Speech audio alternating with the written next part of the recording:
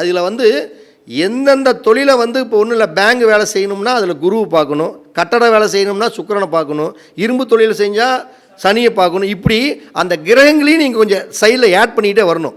நம்ம இதை பேசுனா 3 மணி நேரம் பேசினா தான் இதுக்கு தீர்வு கிடைக்கும். இருந்தாலும் 10ஆம் இடத்து அதிபதி 2ஆம் இடத்துல இருந்தால் பணத்தை போட்டு பணம் செஞ்சால் பொழைச்சிக்கலாம். தன்னுடைய பேச்சு வாயுள்ள புள்ள தான் பொழைக்கும் அப்படிங்கிறாங்க பார்த்தீங்களா. வாய் பேசி பிழைச்சிக்கலாம். அப்போ பேசி பிழைச்சிக்கலாம்னு என்ன, பட்டிமன்றத்துக்கு போனால் பேசலாம், பாட்டு பாடுனா பேசலாம். வாயை வச்சு நீங்கள் அதை எப்படி டெவலப் பண்ணி பணம் சம்பாதிக்கிறோமோ. 10ஆம் இடத்துல 2ஆம் இடத்துல இருந்தால் ஜோதிட தொழில் செய்யலாம் இல்லைங்க ஐயா, செய்யலாம் இல்லை, சூப்பராக செய்யலாம். பாருங்கள், பக்கத்துலேயே ஒருத்தர் இருக்கார், 10ஆம் இடத்துல 2ல் இருக்கார். தன் பேச்சால் தான் அவர் பணம் சம்பாதிச்சிட்டே இருக்கார். 2ஆம் இடத்துடைய காரகத்தின் மூலம் அவர்கள் பணம் சம்பாதிக்கக்கூடிய சூழ்நிலை கொடுக்கும். 10ஆம் இடத்து அதிபதி 3ல் இருந்துட்டா தொழிலுக்காக இடம் மாற்றம் செய்தே தீரணும். இவங்க எப்படிப்பட்ட தொழில் செய்யலாம்? எழுத்துப்பூர்வமான தொழில் செய்யலாம்.